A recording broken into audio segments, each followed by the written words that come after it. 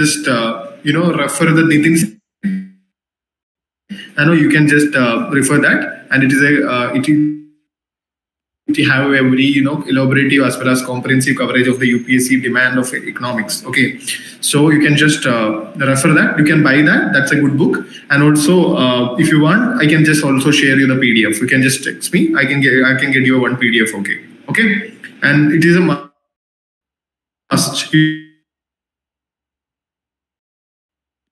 You should be reading it. Why? Because instead of without reading, you won't be able to solve questions. So every time there is a misconception that every people should be getting great marks because they have attended some great lectures. It is not like that. So whenever you are because in exam hall also you are reading, right? In exam halls also you are reading instead of like listening or something like that. So that cognitive ability of reading should be very strong in order to make sure that you are able to bring logical conclusions. It's a must that you are making notes. You should be reading. That itself is going to give you an extra edge. Okay, and I should be staying. Okay, let me. I'm just taking this option. 1 second. Yeah, sorry. 1 second. Yeah. So I have stopped sharing. I just want to tell you something. That is, I just met with Rajat IPS. I was talking with him right now. I was just discussing the future plan of my things, like how I should be preparing and all. From him, I got some insights that he have told me is like, Vijay, you can do one thing. You can just prepare for the next 2 months completely devoted for the optionals. Why? Because every time when a new aspirants, especially the first timers, for them the UPSC may sounds like complete prelims examination. The real game of UPSC is coming only after prelims. Okay, the main examination is after prelims. So it is the right time that you should be starting preparing for your mains this time also. I mean during this time, especially with your optional. Are you sharing your screen, sir? No. Sorry. Is your screen getting shared or not, sir? No, I'm not sharing my screen. I'm just talking only. I'm just giving you some insights on that. Yeah. Okay. So what you can do right now is, I mean, not right again, and optionals as well as GS4, GS paper 2 and GS paper 3. These 3 papers of mains have an overlap with into your answer sheet when you are writing answers in GS paper 1, 2. So he gave me a great idea that I should be preparing for optionals as well as GS4 for the next 3 months, at least for like February mid. And from February mid onwards, I should be focusing on prelims back again. And what I found very interesting is he got a great solid plan where he says like every day I should be writing some answers and all like that. What he have told me. So I'm just telling the same to you people also. Make sure your optionals are good. What happens if it is not the case? You will be in a position that you won't be able to put your 100% in your prelims, not your mains. I'm telling you, if your mains optionals are not good, you will be in a scenario like when you're preparing for the prelims, you will feel like I have not prepared much on my mains. So even if I was able to clear the prelims, I won't be able to make into the mains. So the case will be like it is waste of time that I am preparing for the prelims. There will be a sort of backing will be there every time. So make sure that you people are good with your paper 1, paper 2. In every paper, I'm not talking about sociology only. I'm talking about every paper, that is PSIR, that is your anthropology, history, whatever paper it is. You make sure your paper 1, the paper 1 papers are better. Okay, I know the good part. Maybe it should be good at least. You should be knowing the contents. You should be knowing at least the books that you have to be. You should be referring after your prelims. You should be having a solid plan to get into the beast mode after your prelims and mains. Okay, so that should be there. So it shouldn't be a blind game. Make sure your optionals are good. Okay, I also believe so. Maybe my optionals might have backfired me, but the problem was when I wrote my optionals, it was very satisfactory for me. Once I completed my optionals paper, it felt like very satisfactory for me. I was able to attend all the questions. I was able to articulate my points. I was also able to bring some sort of more thinkers also into the paper. So I am currently in a stage of uncertainty, but still I believe maybe if something went bad, it should be from optionals or essay. So this is my advice for you people. Please make sure that you people are going through your optionals in a serious way. Never considered UPSC as a GS game. It is, of course, it's a GS game. Even when you start your prelims preparation from Feb or January, you will be learning the same stuff that you want to be articulating in GS paper 1 and GS paper 2. Okay, GS paper 1, 2 and 3. So please, okay, it is my request for you people, please take your optionals in a serious way. Do write maximum questions, do attend test series, do watch some do take a course if you want. Okay, and please take that thing a serious business. Okay, so that's it. Welcome to the class. Let's start now. Okay, we don't want to waste time. Do you want to talk something? Can I start the class? Yes, sir. Yes. So what's your optional actually, sir? What's your optional? So my optional was sociology. Fine. Yep. Anything else? Anybody? Fine. Okay. Let's start the class.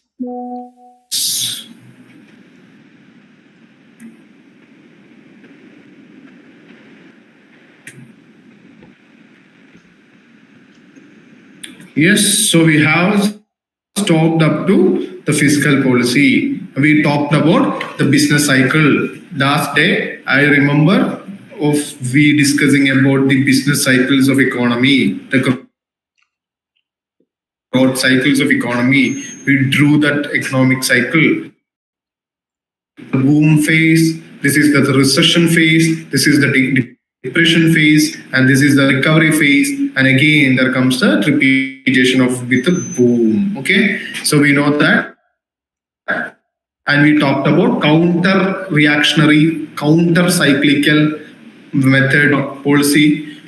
Okay, so we talked that whenever the cycle is in a boom stage, government will try to reduce the money supply. When the state is in decline, that is recession, government will try to add the money supply. When it is a recovery, then the government will be mostly neutral in their stand because they know that is growing. Okay, so this is called our counter cyclical fiscal policy. That's where we stopped last time. Okay, we'll start the sessions every time as usual. Start by doing previous days questions. I mean there was a question from the same topic that we discussed in the night. Okay, we got a question to solve. So please, Bhagat, could you please explain this question? Yes, sir. Yep. It talks about the cycle what we taught yesterday, sir. Yeah. With respect to the point 1, it talks about boom. Yeah. Okay, do one. I think you may take 1 minute. You may take 1 minute and you can first frame an answer of yourself, then you can just explain me. Okay, fine, sir. Yeah.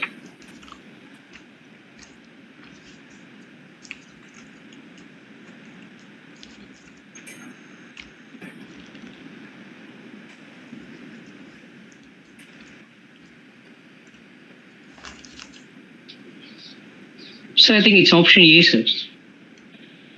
It's option A. Yes. That is 1A, 2B, 3C, 4D. Okay. Anybody have any other opinion about this thing? What about Agash? What do you think? Is it the A only?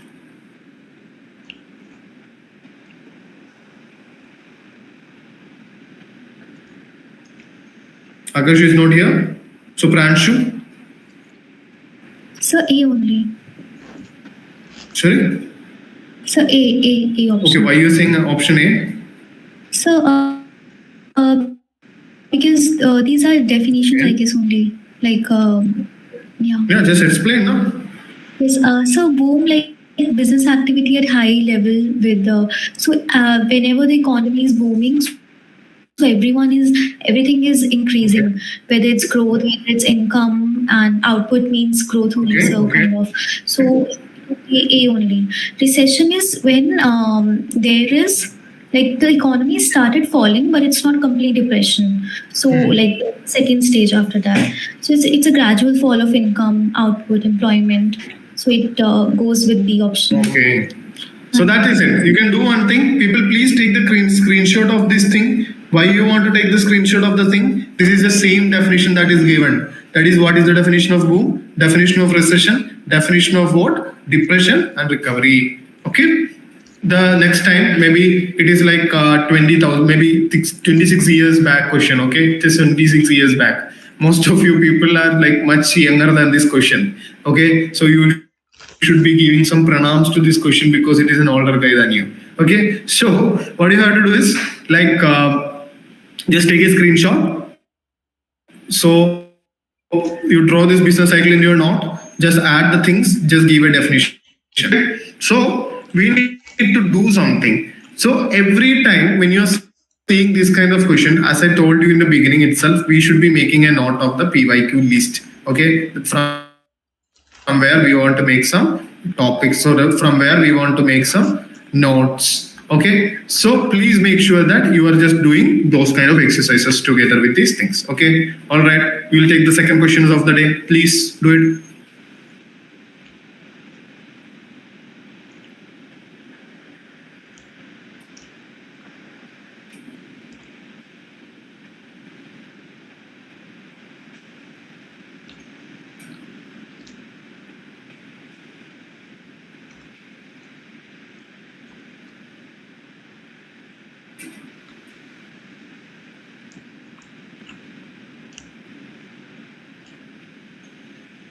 Okay, Monica or Monisha, I was not able to read your name. Is it Monisha or Monica? Monisha. Monisha, please. Please read. B option. Sorry? B. B. Okay, let me explain. Okay, I want to explain this thing. So economic recession. So economic recession means what? Economic recession means we are in a low growth phase, right? If that's the case, just take the first example, that is cut in tax rate. Okay, definitely when there is a cut in tax rate, the people can spend much. For example, suppose as I told you, my income was 10,000 and my tax was 1,000 rupees. So I would be able to spend 9,000. So again, when my income was 10,000 and if my tax income was 2,000, I will be able to spend only 8,000. That means, so what happens if the tax rate is cut to 1,000? I will be able to spend much. So that is the first statement. Sorry, that is the first portion of the first statement. Accompanied by increase in interest rate? Never. If I increase the interest rate, okay. If I increase the interest rate, what will happen? The people won't spend much. People will directly deposit in the bank. Why? Because they will be able to earn more. Similarly, people won't take that much loans also. Why? Because the loans will be costlier. Initially, it was like 10,000 loan. Okay. Initially, it was 10,000 loan with an interest rate of 5%, where I'll be able to, where I should be giving at least like 500 rupees as the interest. But now it is 10%. That means 10% of 10,000. That is only 1,000 rupees I should be paying. Okay, so there is an increase in the interest rate, which makes that loaning inexpensive. The loan payment will be expensive for me, so I won't do that. Okay, so what happens?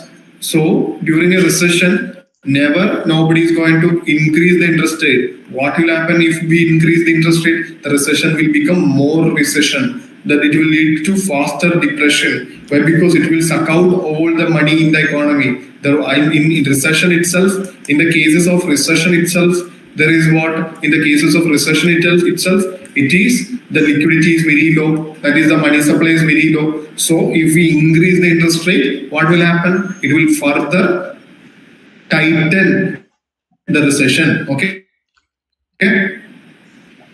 Then okay.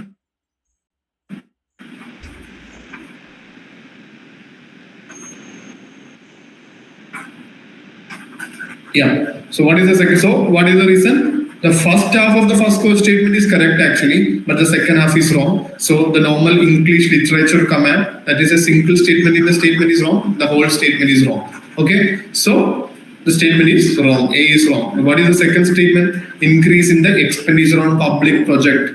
Okay. So expenditure on public project. So what happens? What is the public project here? The public project was to build bridge. Okay, the government planned to build a bridge across the Ganga, the river Ganga. Okay, the government plans to build a bridge called Ganga Bridge. For that, they should be giving like 10,000 crore. Okay, so what will happen? The government will be needing workers, right? So there will be employment. There will be employment generators. That is, employees will be there. Daily wage earners will come. The architects will come. The cement manufacturing company will come. Instead, like in pumping of money into the economy. So when there is pumping of money into the economy, that is going to increase the money supply.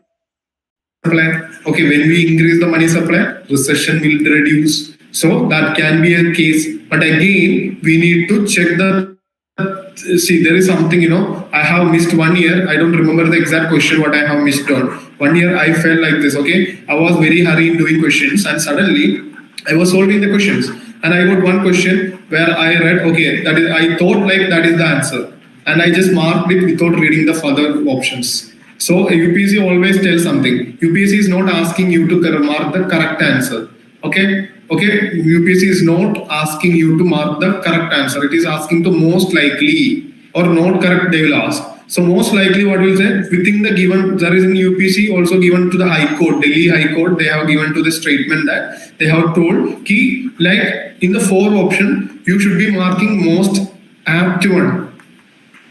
Okay, you are not asked to mark. You are not asked to mark correct answer. You are just asked to mark which among the following is most suitable.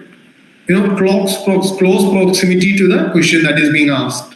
You are just supposed to mark on that thing, not the correct one. Okay. So before jumping into an answer, make sure that you read all 4 questions, that option. Okay. Let's take the third option, that is C.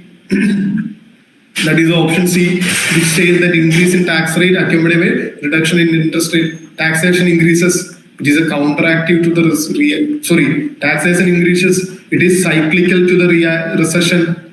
It will further boost the recession. So that won't be a case. And also last one, reduction of expenditure on the public project. If we reduce the expenditure, the money supply also will reduce. So that is not the case. So we can say that option B is the correct answer. Why I took this much time to explain this particular question?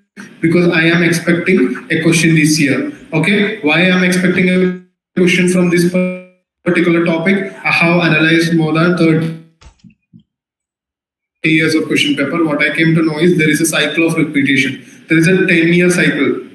Okay, there is a 10-year cycle. There is a 5-year cycle. Okay, so when you're going to write 2026 minus 5 years, that is 2021. Okay, so this question is asked in 2021. Similarly, minus 10, that is 2060. Please make sure that you even by heart the terms used in this 2 question paper. This is a very must. At least mark my words, you will be getting 4 questions directly from these 2 question papers. Mark my words. You will be getting it. These are the 2 important years of like 5-year cycle, 10-year cycle. Okay, so this is it. Okay, that's the reason why I have incorporated this question. Okay, so yeah, okay, we have to do 2 more questions before we start the topic of the day. Okay, let's do it fast. Okay, please do it.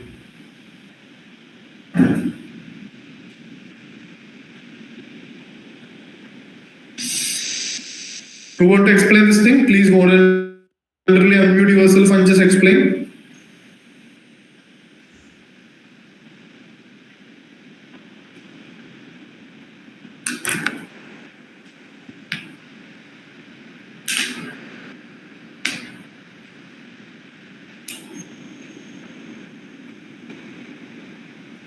Akash is there?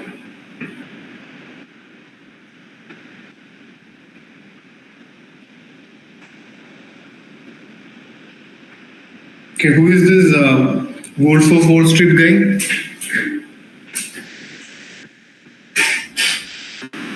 MPS, what? MPSC? Who is it?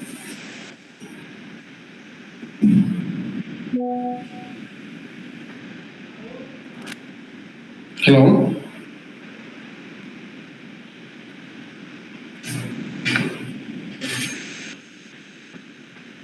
Self, I will win guy, I will win. Okay, I will win definitely, but not immediately. Great point, great quote. Man, please unmute yourself and speak. Who are you? Yes, sir. Okay. Am I audible, sir?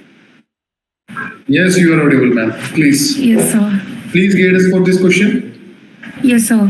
Yeah. Answer of this question is, sir, B. Option B, 2 and 3, sir. Okay. Because if the rupee dollars in the market, Okay. and if interest rates in the USA or European Union were to fall, that is likely to induce RBI to buy dollars. Okay. Yes, ma'am. Okay, you are just reading the question. I want you to explain it, please, ma'am. What's your name? Sanjeevani. Sanjeevani. You are you that with the Sanjeevani that Hanumanji looked for? Yes, sir. Okay. Like that. Great. Yeah. Yes, sir. So just explain. I have asked you to explain, not to read the question. Okay. Yeah. So what made you to think the the statement 1 is wrong? One is wrong because it states that, sir, inflation is too high, RBI is likely to buy government securities. When there is I want 1 minute, sir, please. Yes, please, ma'am. You can take 1 minute. Yes.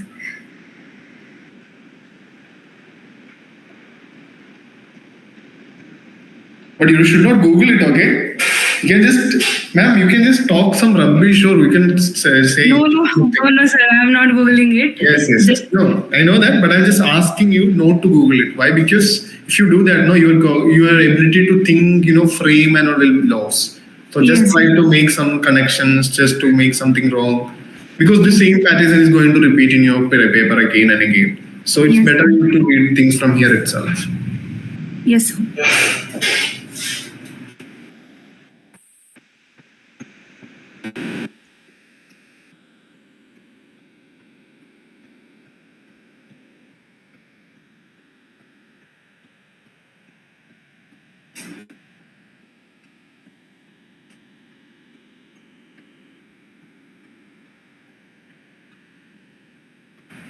So I think RBI buys government securities when commercial banks give too much when commercial bank reduces inflation rate, sir.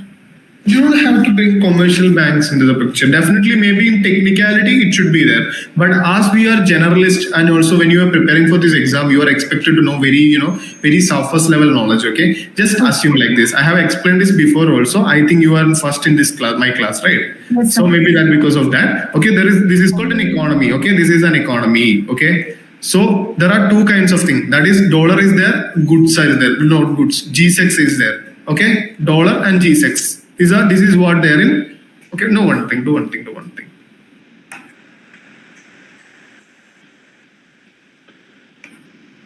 Okay, this is an economy. Okay. So when you buy something from here, the goods is coming out, no? Please respond, ma'am. Yes, sir. The goods are coming out. So, Yes. but instead, what is going inside? What, sir? money is going inside, right? When we buy something from economy, the goods is coming to us and the money is going. So okay, do one thing. You see this as economy and there is another entity that is RBI. He's a separate guy. Okay. Yes, sir. So if RBI want to buy something from economy, the goods, if they bought, the goods will come out from the economy, the money will be going inside, right? Yes, sir.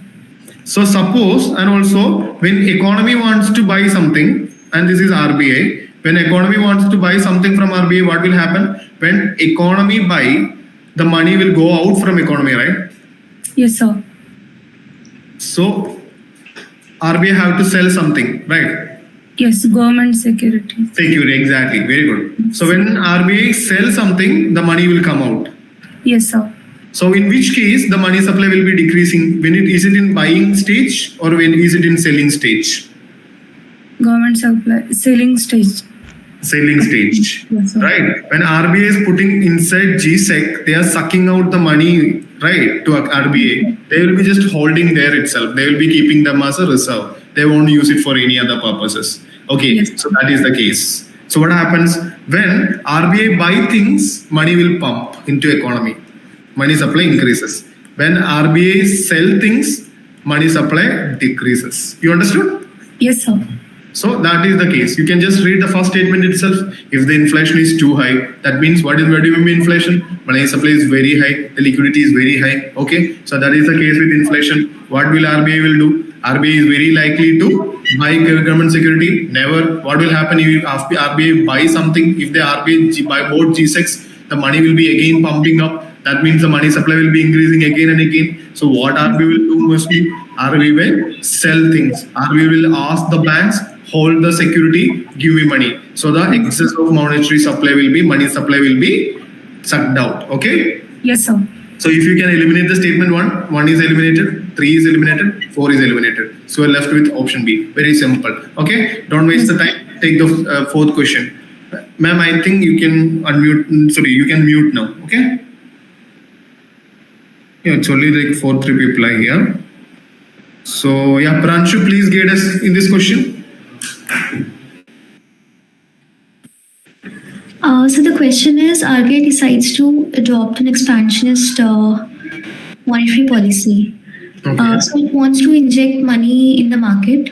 Exactly. Think like this. This is the way. This is the way you think in prelims. The first thing, first hint is this is the first hint. That is, they are following an expansionary monetary policy. That means they need to increase the money supply. Okay. Yeah, continue, ma'am. So the first option is cut and optimize the statutory liquidity ratio. Okay. So, SLR was the assets like what the government used to keep with itself. Not government, it's banks. Banks. Yeah. So yes, it will cut it. Yeah, definitely. What will happen? Suppose there is a simple, I have explained it n number of times, that is there is a bank, you deposit 100 rupee, there is SLR that is 10%, there are CRR there will be XLR that will be close to 40%, CRR will be 10%, that means you are compelled to keep at least 50% as the reserve requirement. The rest you are allowed to lend it, right? So if you cut it down, that means if you reduce it to 30% and if you reduce it to 5%, what will happen? It will again go to 35%. That is, you can sell 65 rupees. So that is the case. So the first statement is correct. What about the other two statements? So it will cut the bank rate, but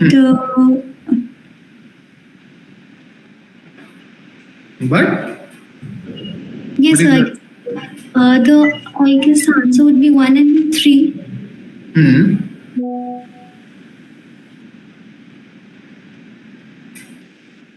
Okay, before that, I just should be saying you about what is the marginal standing facility rate, right?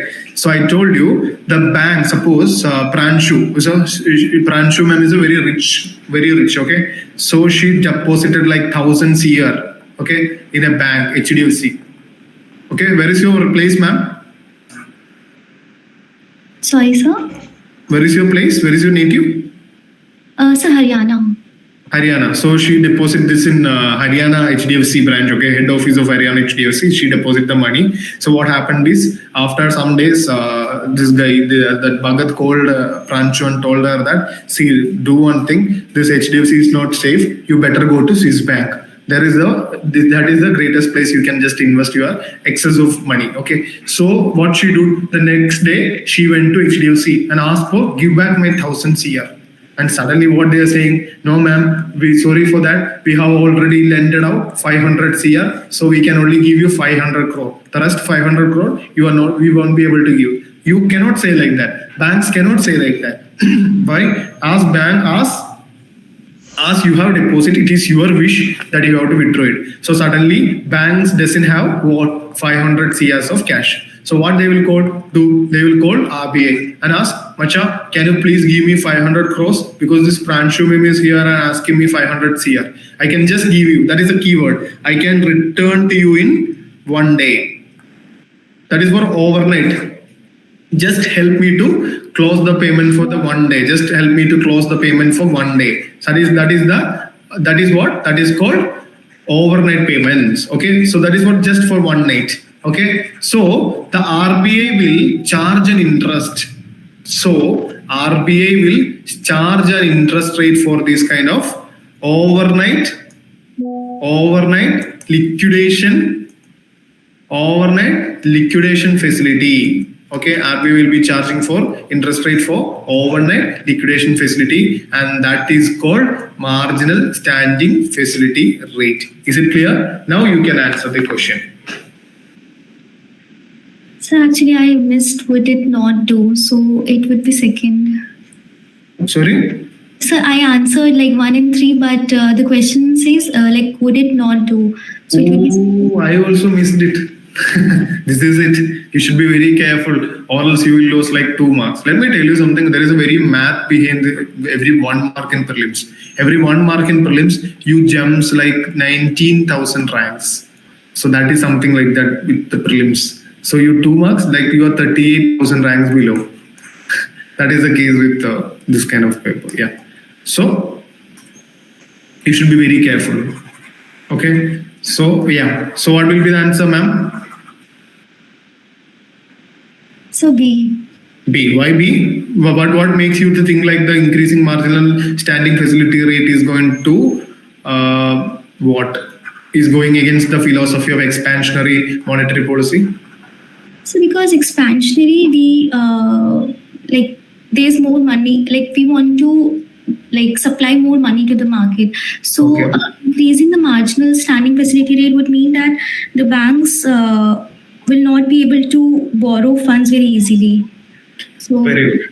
Not increase, okay, it's like not easily, just think like that. Very simple, it's actually technically the problem with economy, the people always try to learn it very, very, very technically. They will just go deep into things and they will see how the bank is buying. Is it through SEBI? Is it through like any other platforms, brokerages or something like that? You don't have to know about these things. Very simple logic is enough for this kind of thing. Okay, you should know that. So it is actually not the case, but still I'm just telling you. Suppose the bank want to lend 15,000 from RBI. Okay, so what happens initially? 10% is the interest rate. Initially 10% is the interest rate. That is they have to pay 5,000. So when we reduce this 5,000 from 50,000, the actual money supply is 45,000 only. Okay, and suppose RBI want to follow a contractionary, that is they want to reduce the money supply, and for 50,000 they have increased the tax rate to 20%. That is, as interest rate they will be paying 10,000. So actually the money supply is creating only for 40,000. Why? The rest 10,000 will be given to whom? RBI. And listen carefully, whenever a money is reached in the hands of RBI, it is locked. I mean, they will only release according to their monetary policy. Okay, so that is the case. So when we increase the marginal standing facility rate, what will happen? It is very simple, that the interest rate will be increasing, so the money supply will be reduced. So that is against the expansionist monetary policy, and it comes under the contractionary monetary policy. So by this, we have concluded, we have put a conclusion to the fiscal policy also. But we won't be, actually, it is most of the people, most of the academies, they will cover the next portion, that is FRBM. FRBM with the budget. Okay. We will introduce to FRBM why by stating why academies always prefer to take FRBM together with budget. Why? It is very simple. So before knowing it, you should be knowing about what is FRBM. Okay. So what is FRBM? Any idea? Sorry. Any idea with this FRBM thing? Okay, so that is it. So FRBM means fiscal responsibility, okay, fiscal responsibility and Budget Management Act 2003. Okay, so I have directly took it from the act itself. That's why it's looking like this. You may just read it. Today I will be sharing this slide with you in the group. Maybe with Chitra ma'am, I will be sharing it with her. Okay, she will be sharing it you too in your groups. Okay, you can just have a look on these things. By today I will complete these slides. Okay, so FRBM. So what happened is very simple, right? So suppose you people are like, just tell me. Who who wish to be in politics here? Anybody who wish to be in politics? Who want to have a career in politics? Agashji? You want to be in politics? Are you interested in joining politics? Not now, sir. But basically you wish to, right? You want to in future after getting into IAS, so you will be just doing some like great things like and you are just going to impress your political boss and you will be taking that is what happening here, right? You will take one Rajya Sabha MP seat. Okay. Yeah. Anybody else who wish to be in politics? Pranshu, then our Mridu Sanjeevani. I'm so sorry. I just getting. Okay, sir. No problem. Sir, my internet got shut off. So can you please explain me what you said about?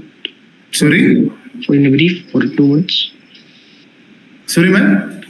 So getting me right? Hello? Hello? Sorry, yeah, getting me right? Yeah, I can hear you. What are you saying, man? Yes. Actually, my internet got off, sir. Cut off. No, we are asking you. Okay, actually, I have one Rajya Sabha ticket with me. Do you wish to conduct there? I mean, I can just refer you there. Are you interested to be a Rajya Sabha MP? That's what I'm asking. Definitely. Definitely. That's the spirit. What's your name? Bhagat, sir. Okay, Bhagat Singh. The thing is, like, if you're interested in like politics, okay. If you're like, if you take the cases of like past 10 years, maybe now also it is the same thing. Maybe they are doing it in another way. But still, when you look at the things in like a past, like 20 years back or 30 years back, what was the situation? New government will come, na? New government will come. They will what they want to do, like they before coming itself, they will say that okay, for you the electricity will be free, right? Everything will be subsidized. There will be free PDS. Okay, so and so. So what is the case here? It is the case of freebies. Yes, sir.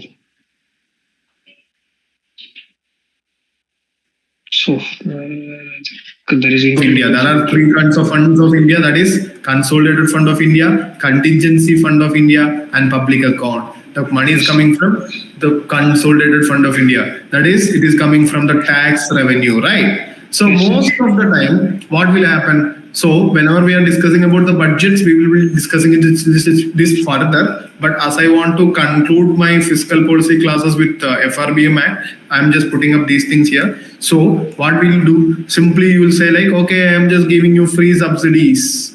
I'm going to waiving off your loans. I'm going to give you free electricity. I am going to give you free 6,000 rupees per year into your account. So and so, right? Free. And those things are called freebies, right? Yes, sir. So when these freebies are happening, what will happen? The money to cater these freebies is coming from the Consolidated Fund of India. So most of the time when budget is happening, right? Suppose we have 1,000 crore. Okay, 1,000 crore is our revenue. Okay, 1,000 crore is our revenue. Due to these kind of things, due to this non-disciplined financial spending, our expenditure will be maybe around 1,300 crore. Sorry, it is 30,000. Now it is 1,300 crore. Right. So what happens? As there is a deficit, right? There is a deficit of 300. So from where we can just take it? It's very simple. Take loans. Government G, please take loans. Okay. So what happens after 5 years? Maybe the government will change. The other government will come. It is whose responsibility to pay back this 300 again? The second government. What they will do in order to, that is the funniest part, in order to pay this interest, in order to pay this excess loan, they will take another loan of 500. Okay. And then they will close this 300 rupee loan and they will take, okay, they will do the 200 thing. Okay, they will invest the 200. Again, they will see that it is not possible. And also next year is a election year. So we should be giving more subsidies. We will take another 2,000 crore more. Okay, then what we'll do? They fail. The other government came in order to, this is a loan. There is a loan of 2,000. In order to pay this loan, they will take another loan of 3,000. So this is happening in a very undisciplined, without any maturity. They are just taking the money. Every time they are just increasing the expenditure. Every time they are just, doing expenditure in such a way that nobody is able to control them. They are feeling like they are the ultimate bosses and they are like, I will be doing things in my own way. That should not be the case. That is a very wrong approach. Okay, so that was realized in 23. Not 23. That was realized in 2003. And what happened? They amended. Okay, there are the amendment, Fiscal Responsibility and Budget Management Act. Okay, so maybe you can expect a question on what are the objectives. The objectives of ensuring. What are the objectives? It was enacted with the objectives of ensuring intergenerational equity in fiscal management. There should be an intergenerational equity. That is, you are not supposed to, transfer every time 20 lakhs or 200 lakhs crore of debt to the future generation. There should be an intergenerational equity. You should spend that borrowed money, and also you will be taking borrow money. You should be borrow money in such a way that you should be very, careful that the future generation is going to face the repercussions of the loans that you're going to take today. In our homes also, whenever your father or mother is taking a loan, it is like you will be, sometimes most of the time they will be clearing it, and there are cases where the son or where the children of the family will be burdened with repaying the money. So that is the case with the government also. They started to take loans in such a way that they don't care about the future generations things. So that should be avoided. That is the first objective. That is intergenerational equity. Ma'ams and sirs,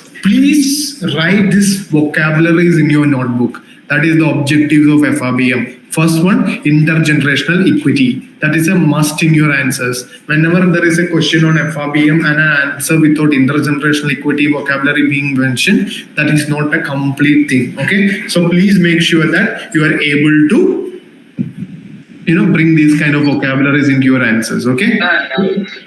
Hello. Sir, I have doubts, sir. Yeah. The word intergenerational really means a year-based year or government-based government, sir? Government to government.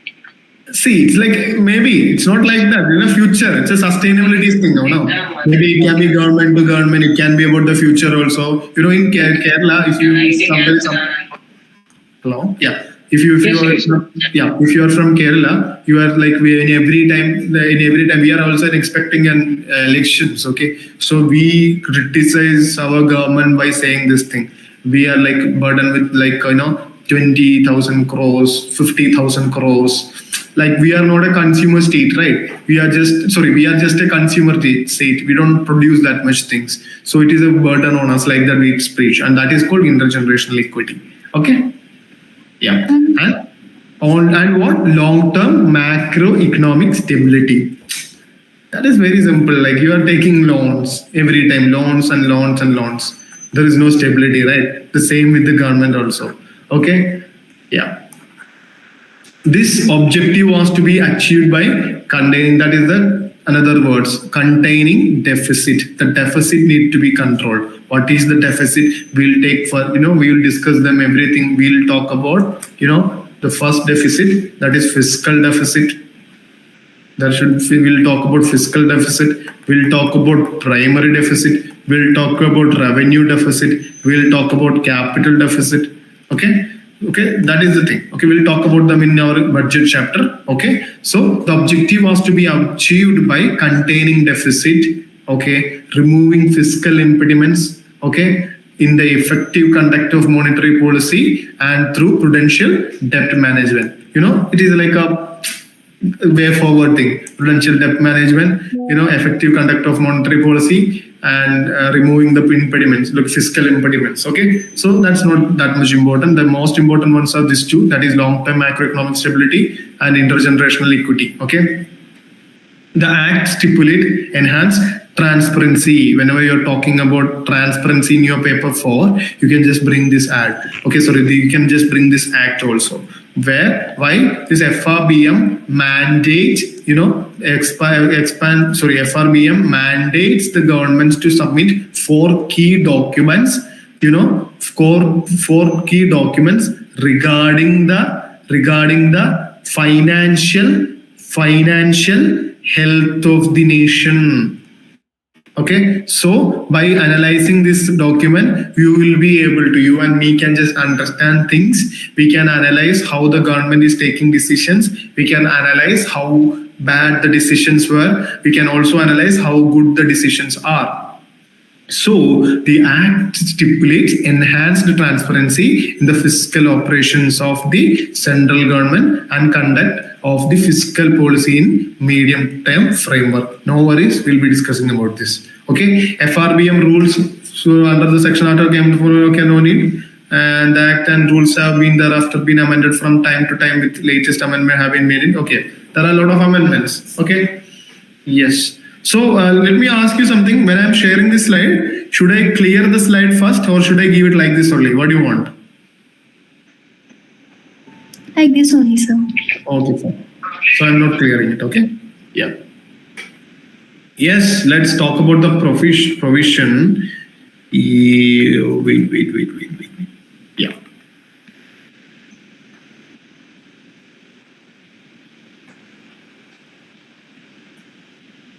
So I told you about the documents, right? I told you that in order to ensure what? In order to ensure transparency.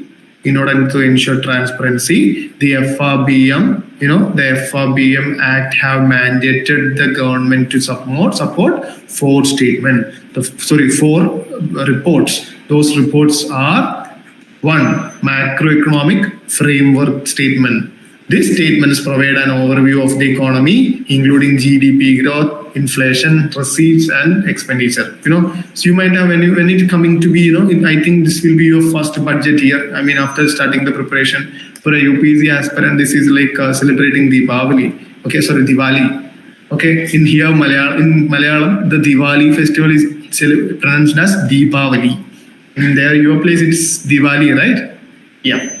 So it's like a Diwali. That means you will be celebrating, you will be having a lot of discussion, you will be very curious. Like, okay, tomorrow is a budget day. I should be like waking up the morning very early. I'm just taking bath. I am doing some puja.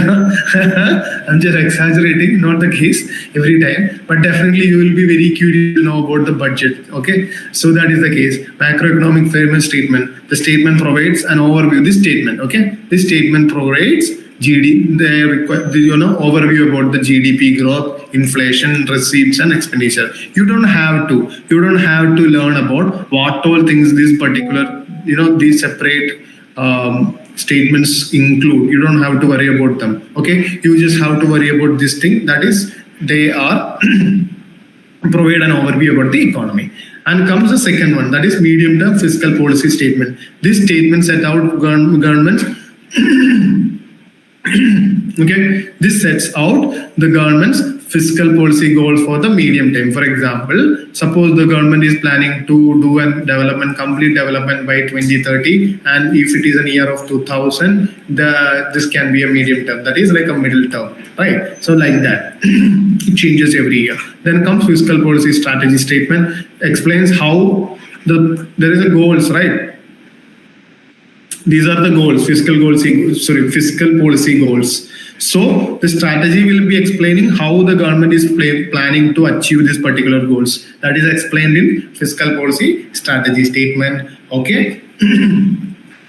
And then the last statement, that is medium term expenditure. You should not be concerned, they will confuse you. They will say medium term expenditure framework, medium term revenue framework. You should not fall for that. You should not believe that is correct. There is only medium-term expenditure framework and also medium-term fiscal policy statement. Okay, there is no medium-term expenditure. So no, there is no medium-term revenue framework. Okay, so what is this medium-term expenditure framework say? This framework set out government spending plans for the medium term. Right. What we have discussed about the goals. Okay, we have discussed about the strategy, and also we want a statement knowing how you are going to plan your expenditure to achieve this particular goal. Okay, so that is the case. So these are the 4 statements. Okay, you can just you can just look at them. You can just make a note of this. This can be asked as this is a potential prelims question. Okay, which among the following is mandated by the FRBM Act. Okay, all right. Yeah, so let's discuss the features of the Act. This is also a potential question which I have attached with this particular slide. So what we can do, we'll just analyze the features of the particular Act first. Then we will try to answer the questions. Okay. So first thing first, salient features of Fiscal Responsibility and Budget Management Act 2003. Okay. Just give me like 5 minutes. No, not 5 minutes. I'll be back in 2 minutes. Okay.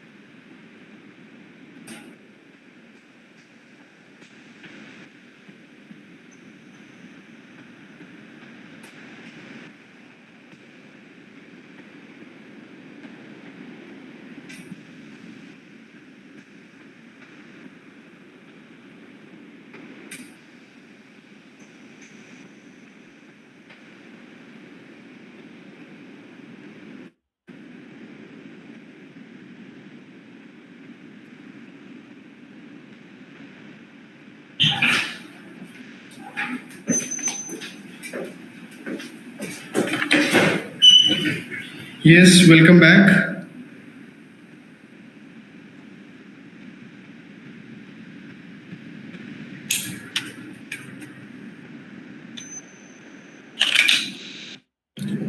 Am I audible?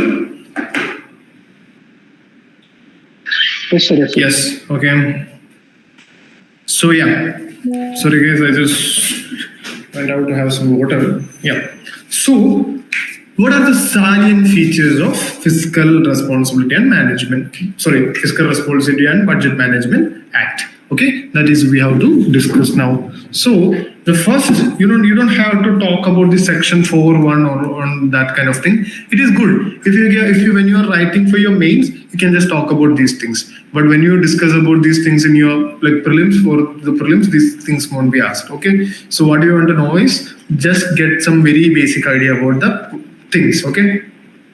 So the FRBM Act provides that the central government shall take measures to limit the fiscal deficit up to 3% of the GDP. Okay, I know you are not aware about fiscal deficit.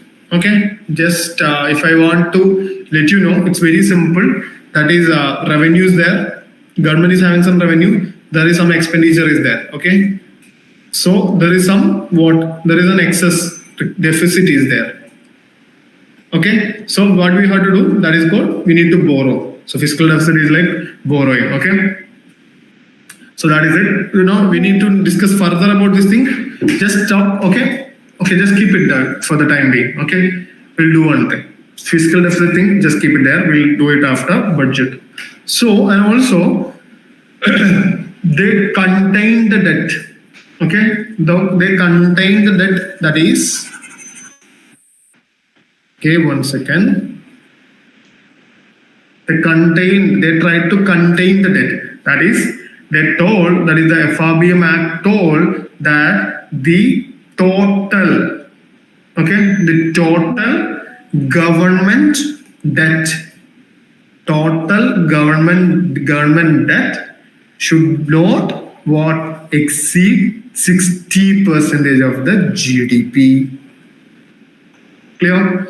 The total government debt should not exceed 60% of the GDP. That is the first thing. Out of the 60%, 40, that central, this is the key catch. What happens is, when we discuss these kind of things, we think like, okay, we have like 29 states. So obviously the state should be having major provisions to, have their share of debt, but that is not the case. The central government, should not exceed 40%, and state government should not exceed 20%.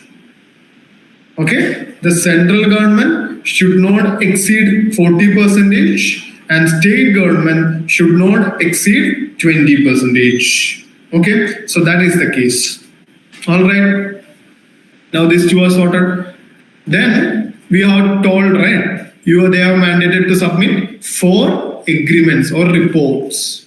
Right. The 4 reports are also mandatorily need to be presented in front of the parliament during the budget section. Maybe after or before, not after. It's told that the finance minister are advised to present in front of the parliament before the budget. Okay, so those things, these are the more important points. Then there are some issues. Okay, we'll just read one by one and we'll try to make things. Okay, we'll try to do further involvement into these particular acts. Okay, not give additional guarantees. Okay. The government should not give additional guarantees with respect to any loan on security of the Consolidated Fund of India in excess of 0.5% of the GDP in any financial year. Okay, do one thing. You don't have to take this much. Just say limited additional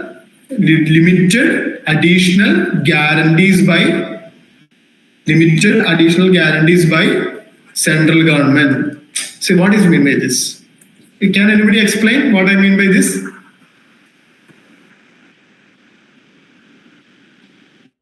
About this statement, not to give additional guarantees. Can somebody explain? Yeah, fine. I will explain. So the thing is, government always take money through budget. After budget only, the grants they will take, right? So what happens is, most of the time, the required money won't be available through budgets. They should be needing extra monies, right? The extra requirement, the extra revenue requirements, what they will do is, they will just do something. They will ask the PSUs, like, Bell or HL, okay, or HL. What they will do is, sorry, not HL, for bells or not, what they will do is, they will ask them, okay, you may take the money, you may please take the money, and what I will do, what in return, I will stand as a guarantee. Okay, you can take the loan from banks or some other organizations, maybe from market or somewhere, and the government will stand as a guarantee to this thing. And according to this FRBM Act, what it is mentioned, the government should not give any additional guarantees like this. Should not give any additional guarantees with respect to any loan on security of the Consolidated Fund of India in excess of 1.5% of the GDP in any financial year. Okay. So the next question can be, most of the time, the UPSC may tweak this particular statement. Okay, what is this statement? Under Section 5 of the Act, except for certain circumstances, the Act does not allow central government to borrow money from Reserve Bank of India. So what is that? There are except for certain circumstances. That means the Act itself allow Reserve Bank of India to borrow money to central government during certain circumstances, right? So what the UPSC will do, UPSC will say that it have the, what will say is, the FRBM Act have mandated, okay, the FRBM Act have mandated the government to what, stop or ban government from, or block government from taking borrowings from Reserve Bank of India. Okay, then what we have to do is, the other thing, it's not that important, but still, if you are writing a mains answer, if you can just bring these kind of points, you are going to get another marks also. So that is it. The finance minister shall review on half-yearly basis the trends in receipts and expenditure in relation to the budget and place before both the houses of parliament the outcome of such reviews. That is very simple. Just say like how the receipts are coming, how the expenditures are going. The finance minister are asked to do that. So that is not a great point. You can just, after reading itself, you will be able to understand. And this thing was in a, so what happened? Yeah, what happened is, let me take the other point.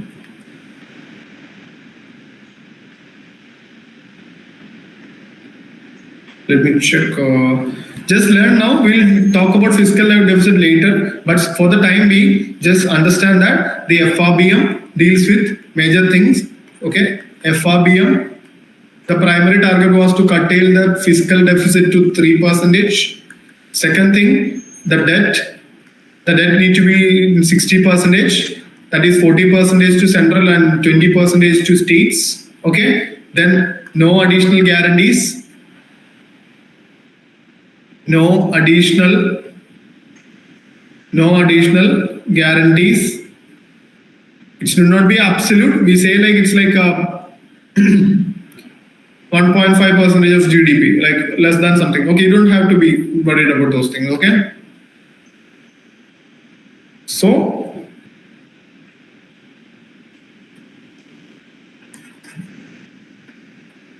sorry, I have missed on something very important. That is the FRBM.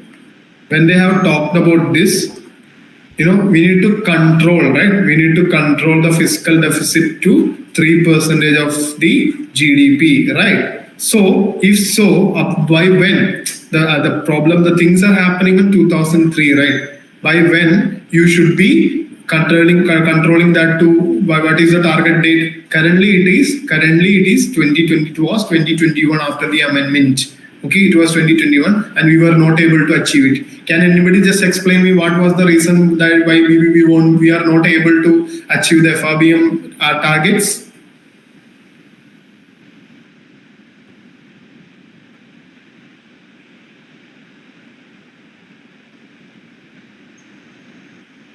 It was COVID.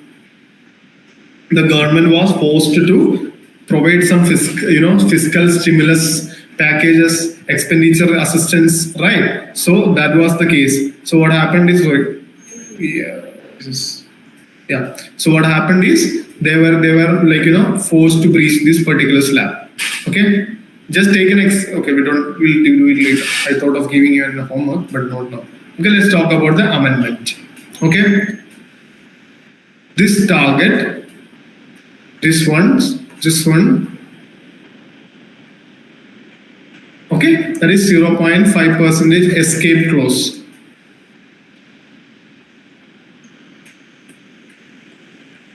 Escape clause. What was the escape clause? Very simple. I told you, right? You need to control the 3%, fiscal deficit of the GDP by 2021. And we have told there is an escape clause of 0.5%. That is 3.5%. Okay. We will be doing the same again. We will be taking this FRBM.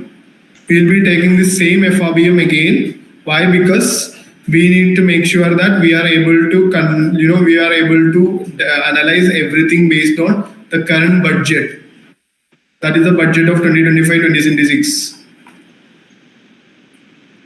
No, the other one. 2026-2027.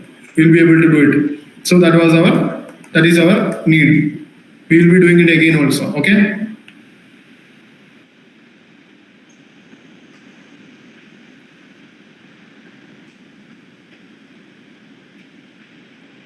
I know maybe it sounds a bit technical, but still, what is revenue deficit?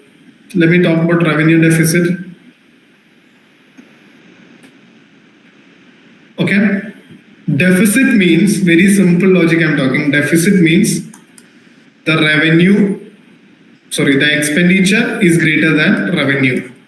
When there is a condition where expenditure is greater than revenue, that situation is called deficit. Is it clear? Is it clear, Pranshu? The term deficit means the expenditure is greater than revenue, and that condition is called deficit. Why it is called deficit? In order to finance the expenditure, we should be doing something else. We should be borrowing. We should be doing something else to finance the expenditure. Pranshu, is it clear for you? Deficit? Yes, sir. If so, if it's clear for you, what can be revenue deficit? So when we have not collected, like the revenue we have collected is less, but No, I don't want any. I want the UPSC smartness in you. What you're saying, I just want the UPSC smarts. I mean, if deficit is equal to expenditure is when if deficit is the situation where expenditure is greater than revenue. If that is the case, what is mean by revenue deficit? it's the same only. Means. Like it should be same only, like revenue. Yeah, you can just frame like this. No, it is a situation where revenue expenditure is greater than revenue receipts. Is it clear? Hello, is it clear for you? Yes, sir. So that is the case. If that is the case, what can be capital deficit? There is not that kind of case. I'm just saying, okay, just assume a situation. What is capital deficit then, Akash ji?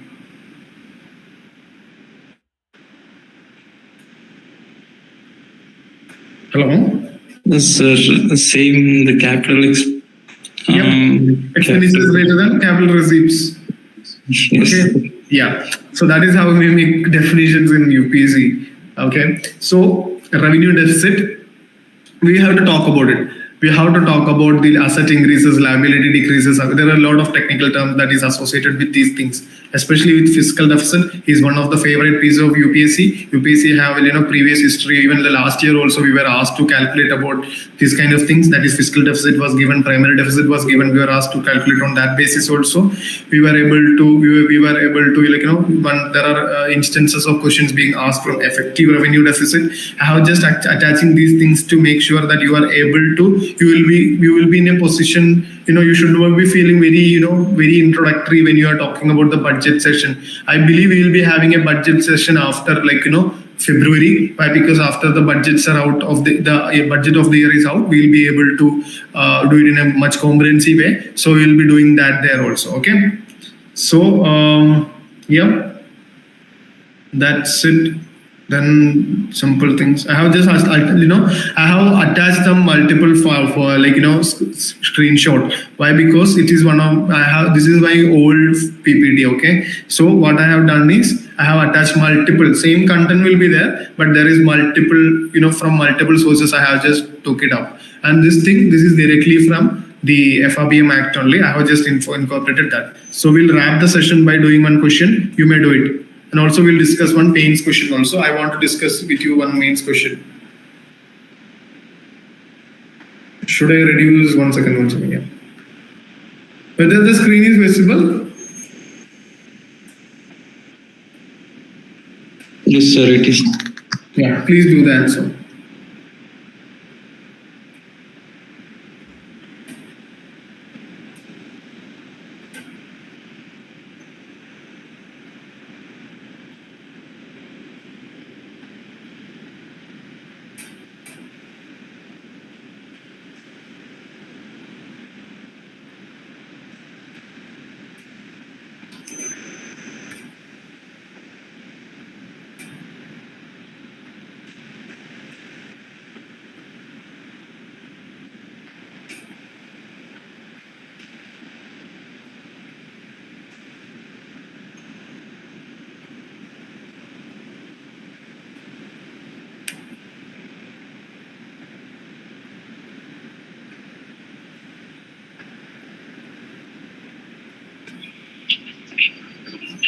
Just by eliminating 3, sir. Sorry? Option. Just by eliminating option 3, so we know option A is correct answers. Okay, you're saying you can eliminate option 3? Yes, sir. Why, man? Sure.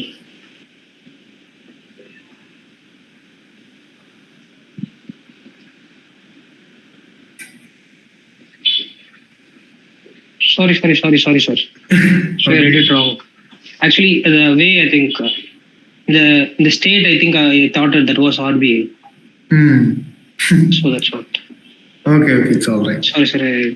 No, you don't have to be sorry, man. This is your class.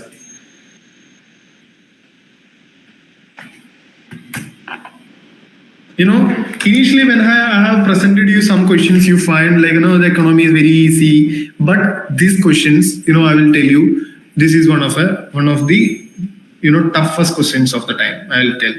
Seriously, I will say. Why? Because once again, why? Because even if it comes when we do the previous year questions, the questions from 2015 to 2020 may sound very easy, but there are some questions like this which is very tough, which is asked in 2018. This is a 2018 question. So when you talk about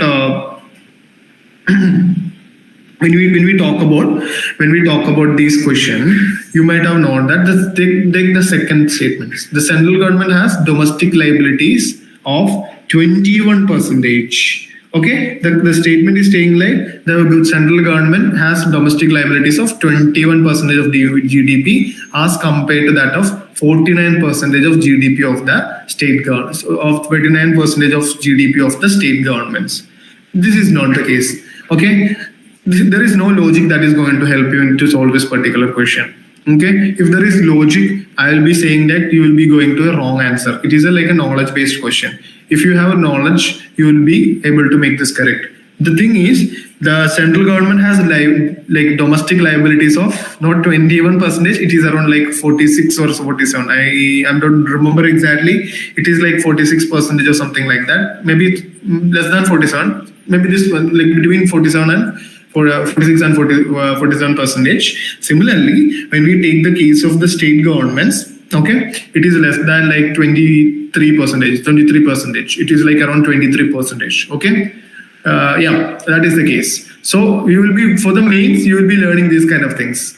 So that's what I told you. You can be just it's not all time that you will be able to take logical stuff. You can take logical questions, no? You can take logical analysis in solving the PYQs, but not every time. That was I'm trying to say. There will be some questions which you will be able to take the logical guess only with the knowledge base, especially when it comes to the ancient India medieval art and architecture kind of questions. Okay. So better to leave those kinds of questions. You try to attempt like 100 questions, but it's okay if you can just land at like 92 marks. Every time when I'm landing at 92, 90 plus, when I'm solving 90 plus question, I can safely land up like 110 plus. I can easily get it. So you should be also in same such position, because what I felt is it is very difficult for me to get into 100 plus by solving like 80 questions. So when I increase it to 12, I can just make it like this kind of marks. So you also try to build your own points, like you also try to build your own correct sweet points where you can get enough marks. You test your accuracy and all. Okay, so the purpose of putting this thing very simple. I just want to make sure there will be some question which you find maybe you can use logic, but you won't be able to. Okay, this too happens in this UPSC. Okay.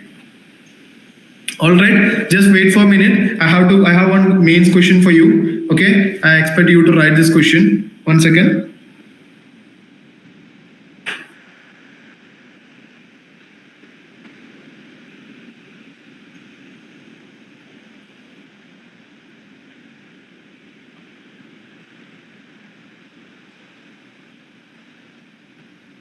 Let me open my folder. Okay.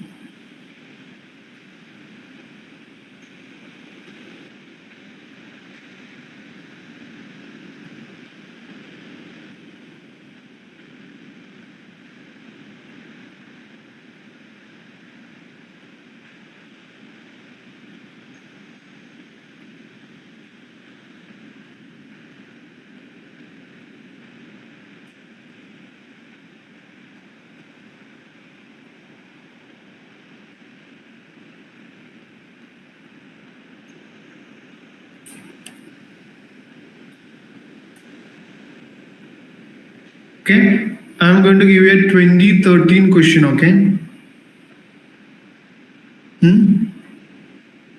You can just, I will write it first.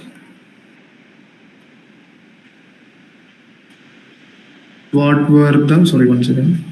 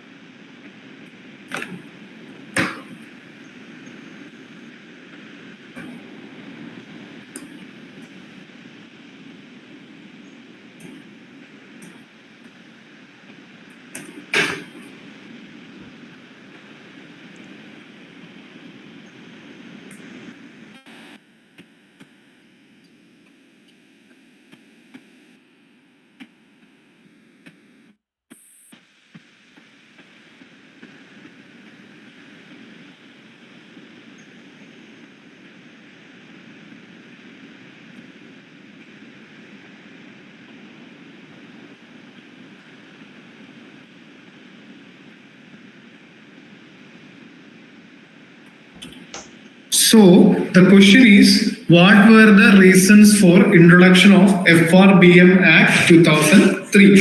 Okay, critically analyze its salient features and their effectiveness. The words limit should be 250 words and the marks allotted it is for 15 marks. You may just text me in the WhatsApp. I can just give you the feedback from there also. So before you write, I have to tell you something. Please Google it. Okay, you may just copy this question and you may post this. There is a PYQ sessions are there. A lot of academies will give you enough answers for this thing. You make sure you have enough content. Okay, before you write itself, you may please Google it. Okay, you may please Google it. Google the question. Do ChatGPT. Do brainstorm yourself after reading my after attending the lecture. You may first take a pen and paper. You can sit ideally and you can just brainstorm this particular question. You may take like 20 minutes, 30 minutes, maybe one day. You may take one day You may take this day full. You may write tomorrow evening. Okay? So what you have to do? Just Google it, gather enough content, make everything ready. You learn the thing. Then take 2 paper, okay? 1 paper, that is both 3 papers you needed, okay? 3 sides you needed. So you take the phone, put it in D&D, on the stopwatch, put 10 minutes, just write. You have to finish it in 10 minutes. You can do enough Google you want.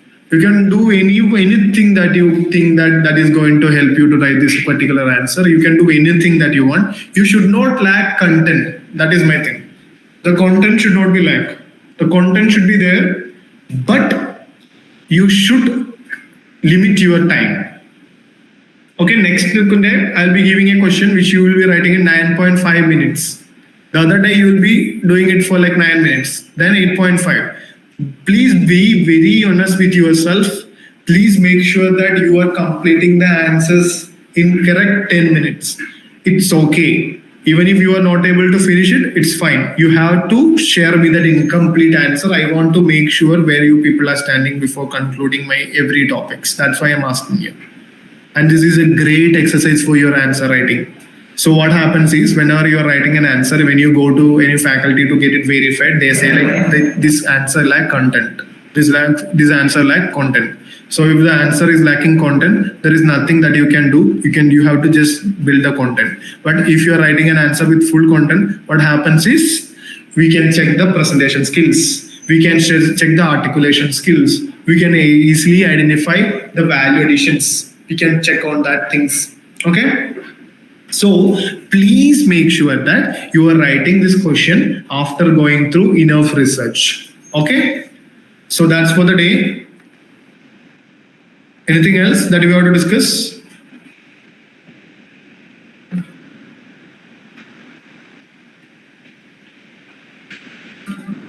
Yeah, should we talk about anything else?